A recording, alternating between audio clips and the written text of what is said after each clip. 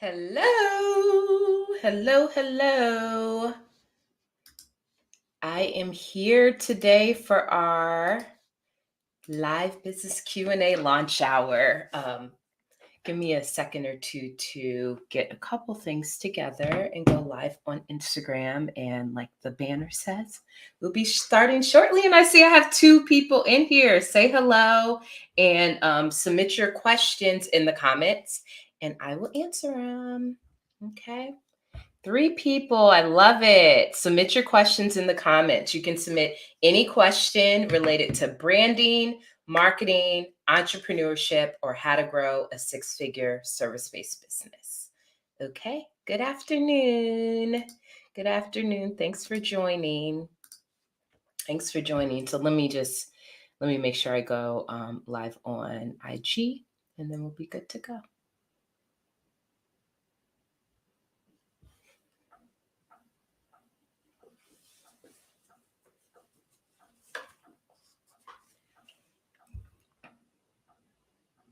See.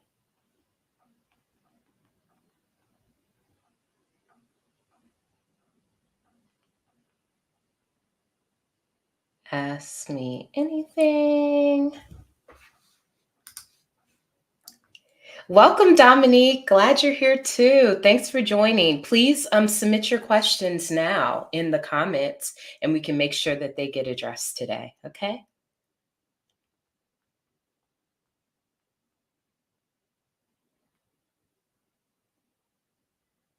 Okay.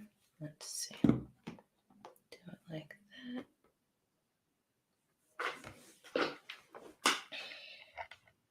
All right. Welcome. So Instagram, we're here today for a live business Q&A. Feel free to ask me anything in relation to branding, marketing, entrepreneurship, or how to grow a 6-figure service-based business. Welcome, Culture Beads Collective.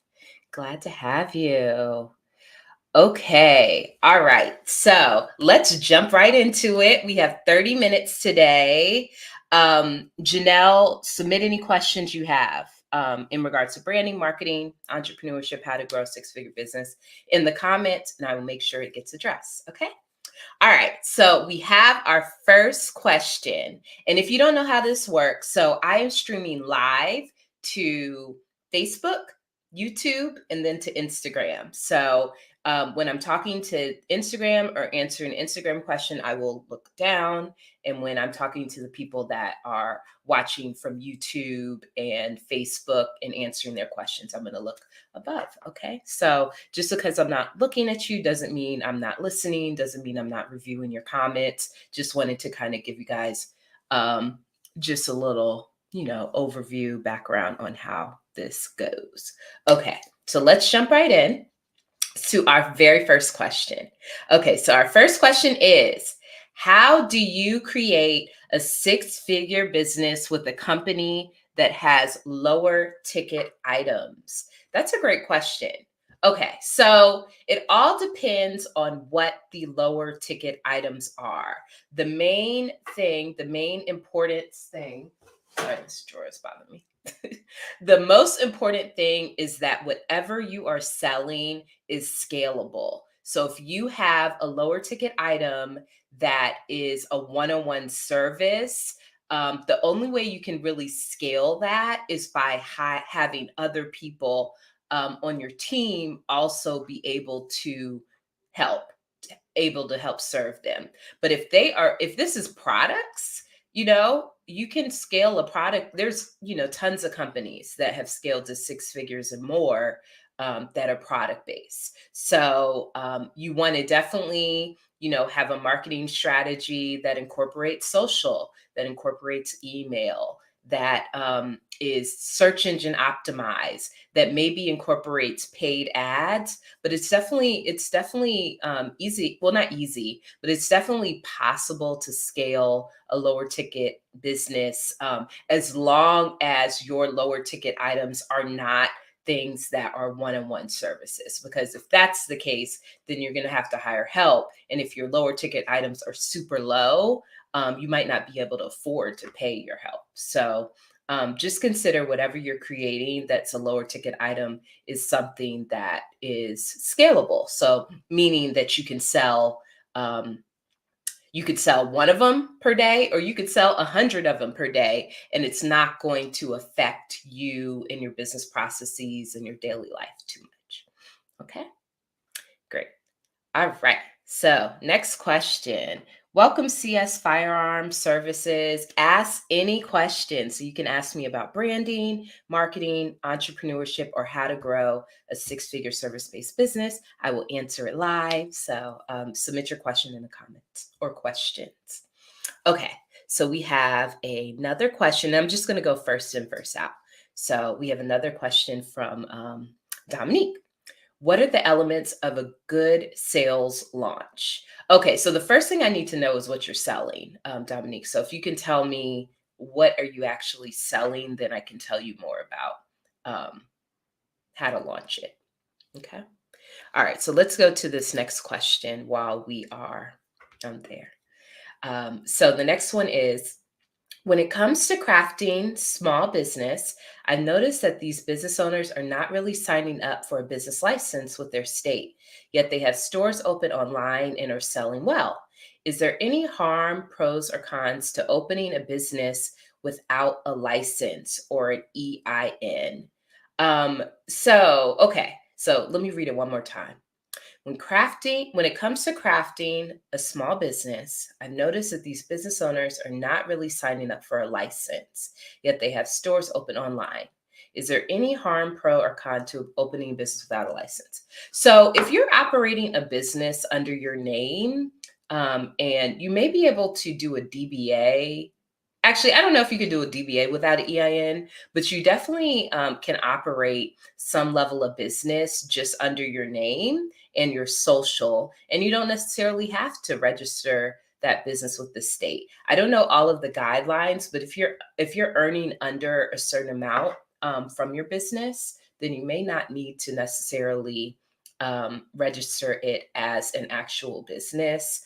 But I would say if you are looking to really grow your company, grow your business to five figures or six figures, then you definitely want to have it be an official business. And let me give my story of my business because this was something that I kind of dealt with. So I actually started doing business in 2013.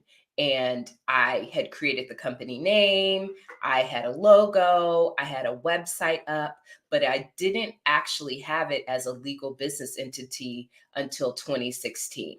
And what was the difference between those times is that in 2013, I was taking cash. I was, don't send me to the IRS, but I wasn't declaring the income that was coming in. And it was small enough that I didn't necessarily have to, declare that income with it because I wasn't earning that much money. But once my business started growing, I was making, in the four figures, making thousands, a year from the business. It was important to establish it as a business entity because one, I think they can come for your business. I think they can come for your business, like the taxes, they can come for your business. Your business could get shut down. You could get strong penalties for earning a large amount of money and not declaring it and stuff. So if you are earning, I would say four figures or more per year, you definitely want to document the income, and don't do like I did where I wasn't declaring some of the income. That is not on the up and up, and I do not recommend that. All right. Okay, so I see some people are joining on the Instagram. Welcome, welcome, welcome. Welcome, Frank Jagger. Welcome, the virtual Herland and Ice Cold Alpha. So we are doing our live business Q&A. Ask me anything in relation to branding, marketing, entrepreneurship, or how to grow a six-figure business. Okay, and you can put it in the comments and I will answer it live. Okay. So, and then they said, okay, I'd assume the business needed to be documented so they can track how much you make. Exactly. So it's all about how much you make. If you're not making that much, you could potentially just declare it under your social, like just as additional income or 1099 income. But if you, again, are making four figures or more, you definitely want to establish the business. And there's not really any drawbacks. Getting an EIN is free. So there's not really that many drawbacks. It just means that the IRS knows that your business exists and is kind of tracking your income. Okay, so now we're going to go back to this question. What are the elements of a good sales launch? And this is for a course. Okay, so elements of a good sales launch. The first element of it is that you are planning in advance and you start your pre launch in advance. So let's say your actual launch is going to be, what's it? Today is the 11th. Let's say your actual launch starts is going to be on December 11th, so a month from now. And the actual launch period, which means that you're saying that you may have different free classes that you're offering or free training, and then you're actually going to pitch your course. You want to actually start promoting that course, promoting the free training. I would say at least a month before the actual launch. You want to build some momentum, you want to tease it, and you want to ideally build your email list. So, what you can do is share, you can go live, like I'm going live right now, and share small pieces of content or small pieces of advice that you're going to share in the free training that's available in the course, and do it on a regular basis to kind of lead up to the sales launch. And then once you have the launch, a good sales launch means that it's organized. And like I said, you're planning in advance. So you should be posting on social media, posting on emails, maybe considering some ad spend. A good launch means that you are, building momentum. You have more and more people that are joining your launch or your free training.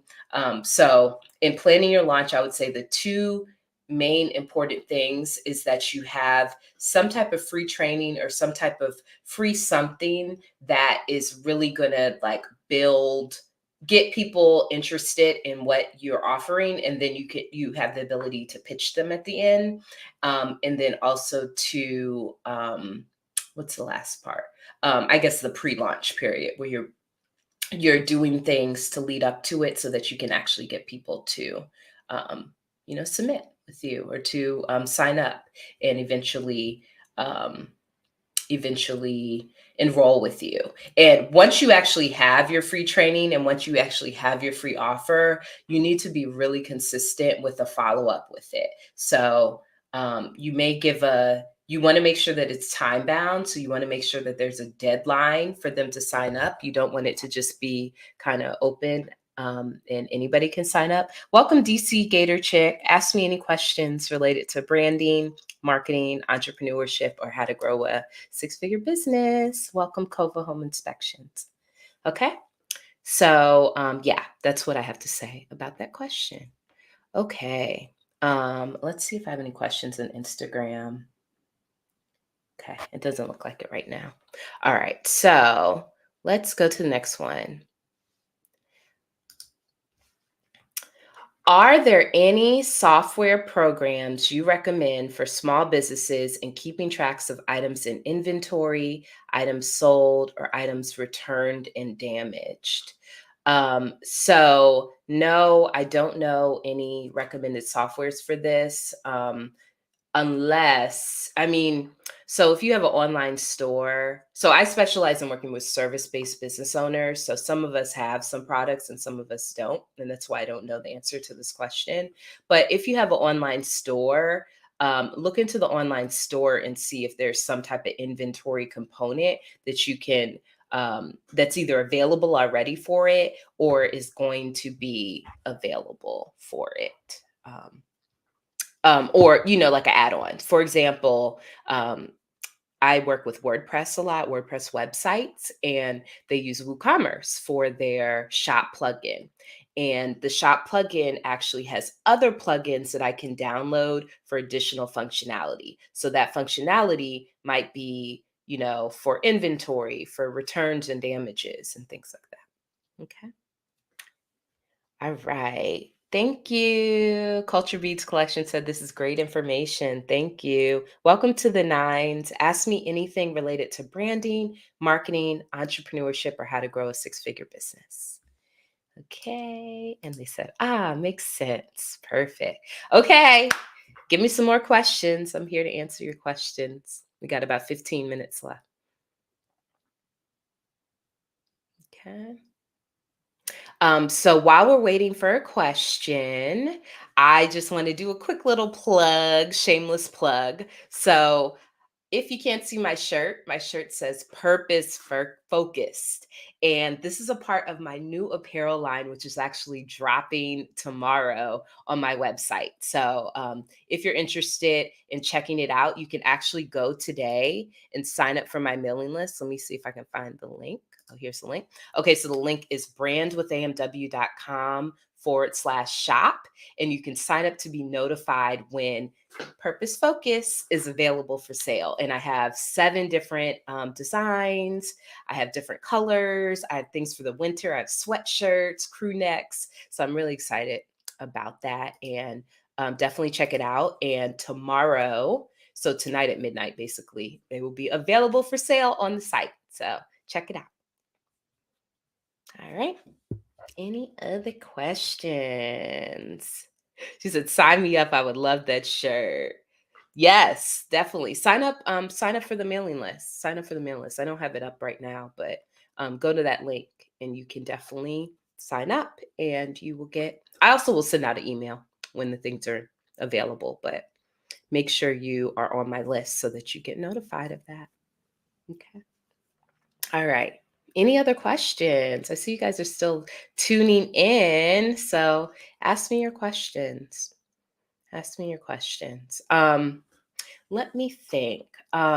This isn't, it's not a question, but just kind of some words of advice. So, as a service based business owner, I mentioned this earlier, but a lot of times our growth is limited by us only offering services or not having a team. If you have a program that requires all one on one, it can be challenging to grow your business because everything is reliant on you and what you are doing. So if you are not available to meet with someone, or you need to go on vacation, or you need to spend time with your family, sometimes you're not making money because of your lack of availability. So as a service-based business owner, you really want to consider diversifying the products and services that you offer so that some of them can be done without needing to meet with you one-on-one.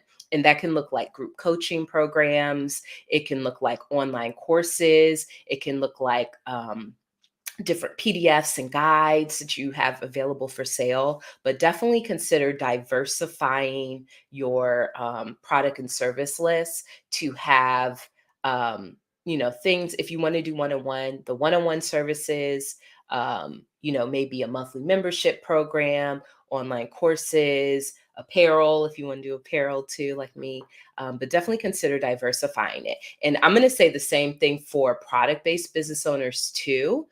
For product-based business owners, there may be some opportunities for more people to, pay you and spend more money by getting a one-on-one session with you. So maybe you're selling apparel, but maybe you can do a little bit of consulting on the side too, or maybe you can offer an online course that's going to be a bigger ticket item. And Dominique, that kind of relates to you saying you have all low ticket items. Maybe you should diversify what your items are, and if you don't already have it, consider creating a membership program, because then you have the low ticket price, like you can sell it at a low price, but you also have recurring income that's going to come in every month. Okay. All right. Welcome your work inspires. Your work inspires is one of my former branding clients. I'm so excited to see the journey that she's been on and how well her business is doing now. Let me know if you have any questions, any branding, marketing, entrepreneurship, or how to grow six-figure business questions. Ask me in the comments and I will address it today. We have about 10 minutes left. Okay. Next question. How did you make the website? Was it hard? How much a month? So I'm a website designer, so it's not going to be hard for me because I'm a website designer. But if you are looking into making a website, I recommend my biggest recommendation is WordPress sites. And the reason that I recommend WordPress is that you have the most flexibility with it.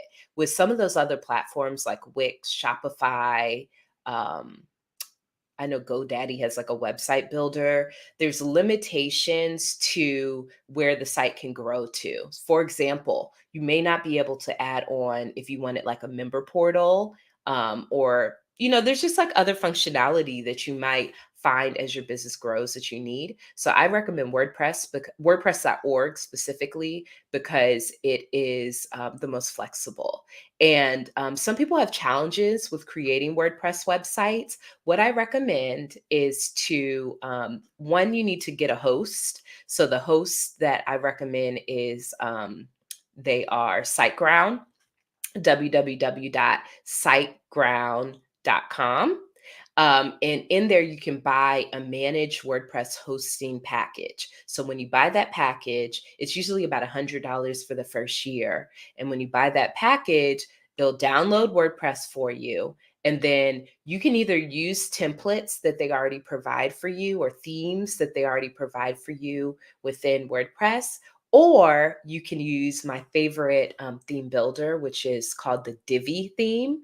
And Divi has its own templates that you can use. And I just really love Divi. I think it's fairly easy to create websites with and to make changes to your sites and things like that. So consider doing WordPress. Consider using SiteGround for your hosting. So to buy WordPress, all you have to do is go to SiteGround and buy their managed WordPress hosting, and consider getting the Divi theme, Divi, to grow your business. It expands well. You can add a store, which they're not going to take a cut. There's no monthly fee. You just pay for the hosting, and WordPress and the store is basically free. So I just think it's great. Okay. All right. Ask me your questions. Ask me any branding, marketing, entrepreneurship, or how to grow a six-figure business questions. Oh, and in regards to the cost, so I think I said this, it's about you only pay for hosting really. So it's about $100 for the first year, which is I'm pretty sure it's cheaper than Shopify and some of those other platforms. You're welcome.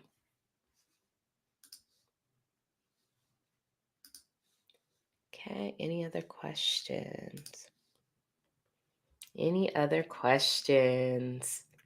Submit them in the comments and I will answer it live.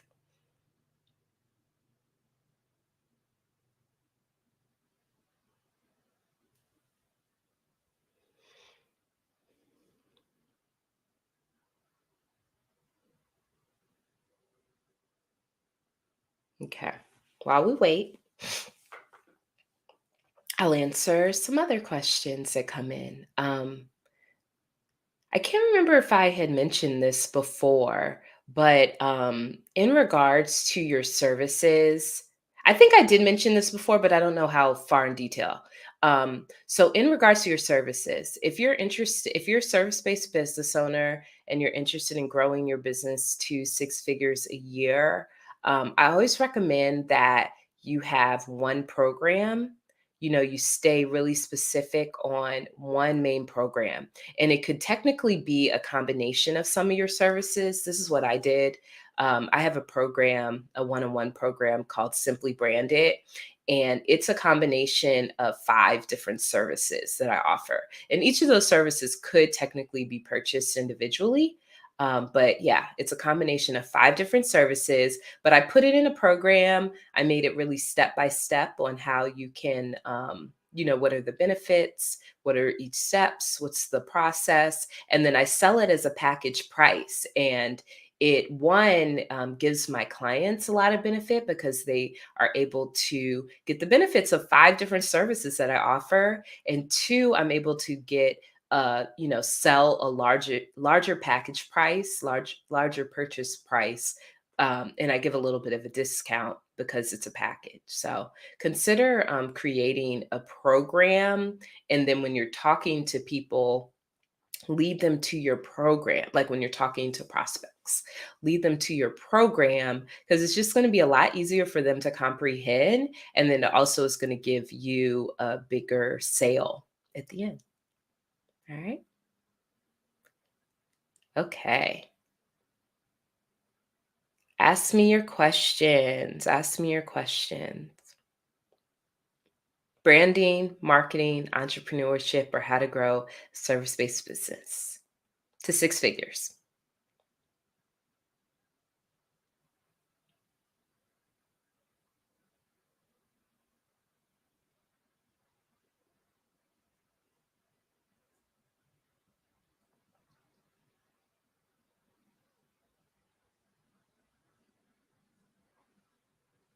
Any other questions? I see people are viewing, so you're looking. You're looking. Okay, great. We got another question. Thank you. I appreciate it. Okay, so this question says, are there any major mistakes you are aware of that entrepreneurs make? I would like to avoid them. There are a lot of mistakes that entrepreneurs make in their business. I would say one mistake that is pretty common is that the entrepreneur is either not managing their books or doesn't have someone else managing their books. From the offset of you having a business, you're going to have to report. You're going to have to report the business on your taxes. You're going to have to declare the income, and you could potentially get audited. So you really want to consider signing up from the beginning for from a good or signing up for a really good tax software. I personally use QuickBooks Online, and I think if your business is pretty small, it's a pretty cheap monthly rate. So set that up, even if you don't have any income. Set that up. Connect your business bank account. That's another thing. Okay, so tied to that, co-mingling personal funds and business funds. So having one of your bank accounts, maybe it's just a personal bank account, and mingling like business income that's coming into there with income that you have coming from other places. You really also want to make sure that you are not commingling the funds. You can spend money, you can spend money to pay yourself. You can give yourself money with the business income, but it really needs to come in first to its own separate account. It's going to help you with accounting because you can connect it to the QuickBooks or whatever you're using for your tax software.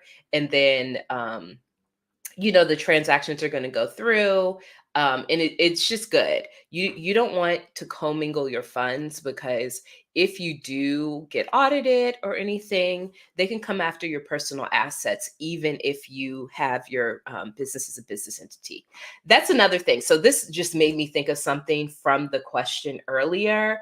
One of the reasons that you want to establish your business as an official business entity is for legal protection if someone tries to sue you.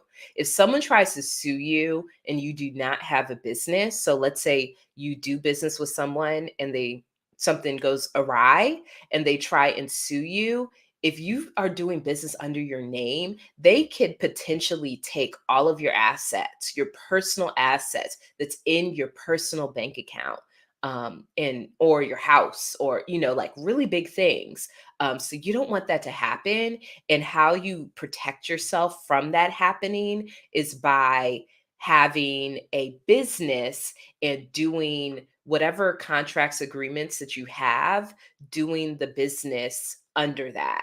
So if something were to happen, they can sue your business, and your business might not have anything. So, they're not going to be able to get that much from you, basically. And they still wouldn't be able to come after your personal assets. So make sure that you are protecting yourself legally by, creating a business entity, versus not, so that you can protect yourself from that. Um, yes. So I'm going to wrap up. It's about 30 minutes now. So I'm going to wrap up, but I appreciate you guys tuning in. You can catch the replays of this on YouTube and in my Facebook groups, and by Monday on Spotify and Apple Podcasts. And until next time, I will see you later.